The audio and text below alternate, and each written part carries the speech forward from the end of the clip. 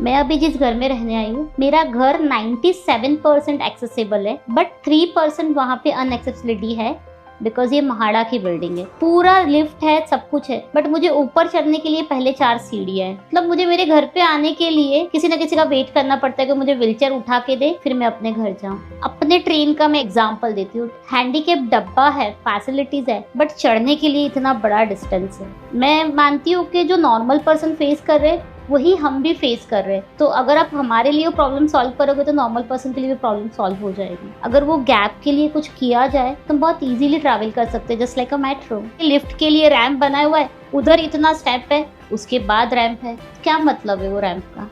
Ramp बना रहे हो, ऐसे क्यों बना रहे हो? ऐसे बनाना लोग चढ़ पाए।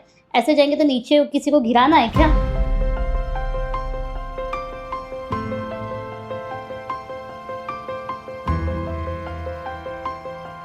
मैं ना, मेरे अपने लिए बहुत सारे डोर्स बंद है, ठीक है, तो मैं वो सारे डोर्स एक एक करके ओपन कर रही हूँ। जहाँ पे मैं स्टक हुई हूँ ना, मेरे पीछे वाला कोई भी एक इंसान स्टक ना हो। ये बहुत सिंपल सी एग्जांपल हम लेते हैं। कोई ना कोई एक पर्सन वो चीज़ लाइफ में करता है ना, तो वो दूसरों के लिए वो सारे डोर्स ओपन हो जाते हैं। अगर यही डोर को ओपन करके मैं जाऊँगी, मेरे पीछे आप आ पाओगे। सो मुझे एजुकेशन नहीं मिला है, तो मैं एजुकेशंस के ऊपर अवेयरनेस कर रही हूँ। लोगों को अभी अभी 2024 है, लोगों को डिसेबिलिटी क्या होती है पता है, एक्सेसिबल क्या बनाना है पता है, बट उसके ऊपर कैसे काम करना है वो नहीं पता है। अब अवेयरनेस का टाइम ख़त्म हुआ, बहुत अवेयरनेस हो गई। अब का जो टाइम है, मैं काम करने पे बिलीव करती हूँ, अवेयरनेस पे नहीं। अवेयरनेस सबको पता है।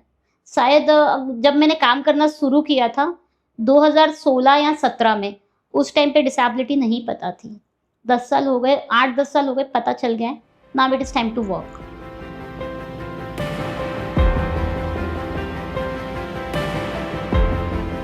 जैसे कि अवेयरनेस की बात शुरू हुई, तो मैंने खुद ने स्पोर्ट्स खेलना चालू किया। तब हमारा कोच हमको बोलता था कि स्पोर्ट्स तुम लोग का सेम है, बास्केटबॉल के जो रूल है वो सेम है, सिर्फ 2% आगे पीछे किए।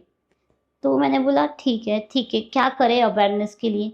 देन मेरे माइंड में एक आइडिया आया, इंक्लूसिव स्पोर्ट्स इवेंट करते हैं। 2018 में फर्स्ट इवेंट किया था, जहाँ पे व्हीलचेयर वाले और नॉर्मल लोगों को एक ही जगह पे हमने साथ में थ्रो बॉल खिलाया था। That is my first event to I start के एक ही जगह पे दोनों खेल सकते, that's called inclusive event. So I start my first event as a throw ball, जहाँ पे एक साइड पे व्हीलचेयर वालों को खिलाया, एक साइड पे नॉर्मल्स को खिलाया। तो दैट्स माई, क्योंकि जब 100 लोग आते हैं ना एक दूसरे को देखते तो समझ आता है, वो 100 लोग जाके दूसरे 50-60 को तो बताएंगे ना। तो सोचा बस ऐसे ही अवेयरनेस बढ़ाते हैं। वॉक इन वेल्स एक ऐसा प्लेटफॉर्म में बनाना चाहती हूँ जहाँ पे लोगों को चांस मिले बाहर निकलने का, और जो वॉकिंग पीपल है उनको चांस मिले कि जो जिसको सच में चांस देने की ज़रूरत है उसको वो चांस दे। वॉक इन वेल्स में सिर्फ इवेंट ऑर्गेनाइज होते हैं, और अभी हम लोग सोच रहे हैं कि ट्रीटमेंट के लिए सपोर्ट करें।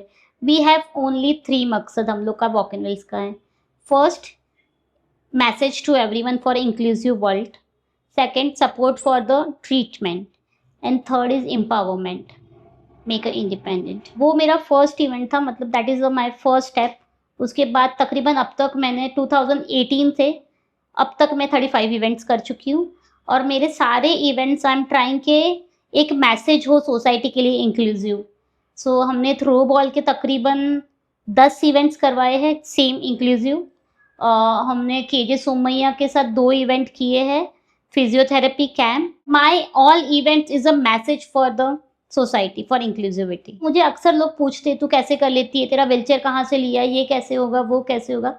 जो सच में डिसेबल्स है और जो सीनियर सिटीजन है ना, वो बहुत स्ट्रक के, उनको समझ नहीं आता है कि कैसे इक्विपमेंट्स लेने हैं।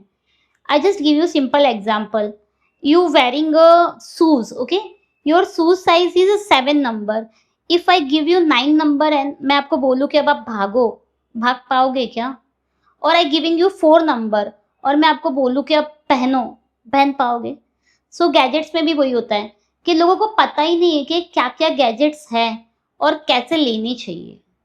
जैसे हम कपड़े और जूते फिटिंग के लेते हैं, तो हम लोग के जो इक्विपमेंट्स और गैजेट्स है ना, वो भी कस्टमाइज और फिटिंग के ही लेने ज़रूरी है, जो इंडिया में बिल्कुल अवेयरनेस नहीं है। Tech expo is the first thing कि understand what is a disability, what is a power of body and what is a strength of body.